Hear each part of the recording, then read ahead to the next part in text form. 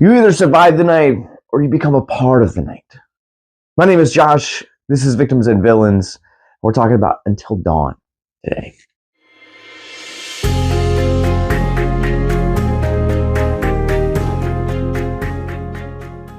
Dawn is the latest video game to get the cinematic treatment. This one tells the story of a group of friends that have to survive the night while searching for another friend in a horror timepiece.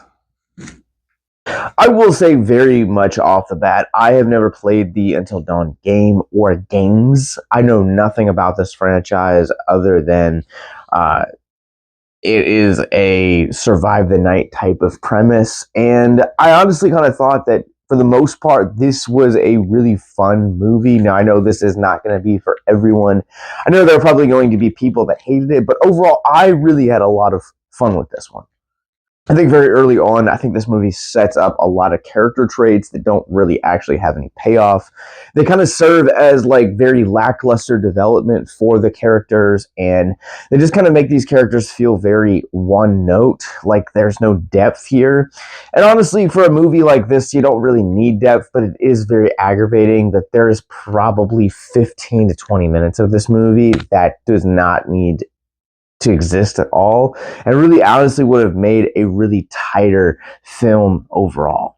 I think for me, one of the hardest parts about this movie was definitely the pacing. There were so many moments within this movie that felt like it dragged on, and then there were so many moments within this film that were sped up that I really wanted to kind of have that same pacing. But it also comes down to just how it treats its characters, how very one note they are, while also at the same time just having these very uneven moments of delivery in its narrative. And that's the other thing too, is that there are things that happen within this narrative that literally are not explained. Like, you're just supposed to take it.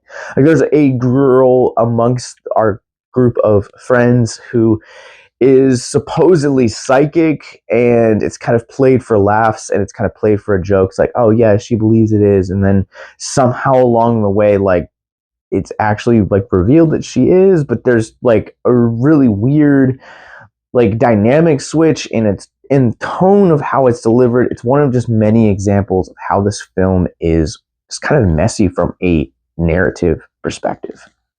But honestly, 90% of us that are horror fans are going to come into this movie and are going to be very much satisfied, but also kind of still frustrated.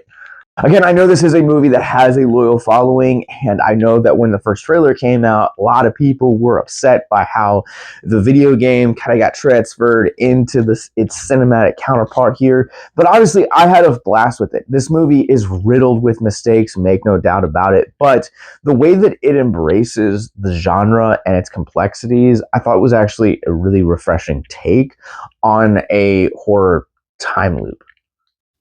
This movie is kind of messy in how it embraces the complexities of the genre of horror. And I do think that that is kind of very messy, but they do a pretty good job, I'll give them that, at kind of explaining why they present this way, the way that they do. Because there are parts of this movie that, while this is primarily a slasher, we do embrace in things in terms of like possession horror, as well as found footage horror, and really just a couple other like little sub genres within horror to really kind of create this really unique experience. And I had a blast really kind of watching and kind of getting to interact with those, because I felt like with a slasher, I feel like you kind of know those beats already, but when you have a slasher that is embracing all of these other subgenres, even for a few moments, it does help to make the film feel refreshing and stay fresh. Acting here is fine. There is nothing inherently wrong nor inherently special about any of the performances here. There's nothing that delivers this Sinners level of edge of your seat, moving performances. And another performance that I thought was just really bad in this year, just to kind of give you a perspective, Sinners is a 5-star film. But then you have a film like Dead Mail that we just recently did on this channel that got a 1 star. It's probably right now one of the worst movies I've seen this year. And again, it is nowhere near as bad as that. It just kind of occupies in the middle. It's fine. It's passable. This feels like the acting you expect from a slasher. Maybe for me, I'm going to give this film a little bit more grace because I am a fan of the slasher genre, and in spite of every crazy thing that it has going for it and all of its flaws, I am not a fan of this video game, nor do I have any knowledge coming into this movie about the video game. And ultimately, like, despite all of its faults, I had a really fun time with this movie. And at the end of the day, that's what movies are meant to do. Movies are meant to entertain us, and this movie does a hell of a job. This movie has some great gags, and honestly, some of the best gags that I think we're going to see in any genre piece this year. There is a bathroom scene in this movie that I think it is going to be truly hard to top. It had one of the best moments and also has one of the best payoffs in this movie as well. It's one of those, if you know, you know, but I can guarantee it is not a slasher. I don't really know where to put it in the vein of horror in terms of gags because it's just that unique. You don't see it very often. And when it happens, I was like, cool, bro, let's go. While I am winding down all my thoughts for this movie, overall, I did also think that this movie kind of has this mental health tie to it that I thought was really unique, but was not expanded upon in the way that I really wanted it to. And even for a publication like us that talks about mental health in movies, this movie probably, I would have liked to kind of see that aspect, especially given some of the trauma that some of these characters have and the way that they're bonded together. I really would have liked to kind of see expand. But this is a slasher, and they are notorious for being shallow. So let's get into our Rorschach rating scale, shall we? I'm going to go ahead and give Until Dawn a 3 out of 5. I am not a fan of the video game, nor do I know anything about this, but I had a lot of fun with this movie. I thought that the gags were incredible. I thought the pacing was all over the place, and I really kind of loved the way that this film embraces the complexities of the horror genre, and even if that is done in a really messy way. But overall, this is a lot of fun, and this is just kind of a popcorn film at the end of the day. All right, if you guys have seen Until Dawn, comment below. Let me know what you guys thought. If you guys have played the game and seen the movie, what did you guys think? Those are the people that I am most anxious to hear from, because I'm kind of curious to see how this movie compares to its counterpart in the video game world, its source material.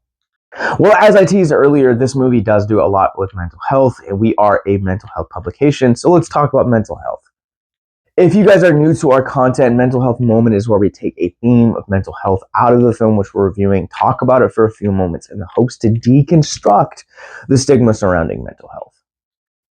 And honestly, time and time again on this channel, I have promoted the importance of community, especially during tragedies, especially during trauma.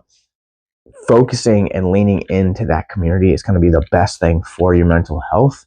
And one of the things that I think this film does really well is not only that ensemble element, but also there is a line in this movie that I think kind of sums up the importance of in community, but also community through trauma. And it's this: the only way to get through fucked up shit is together.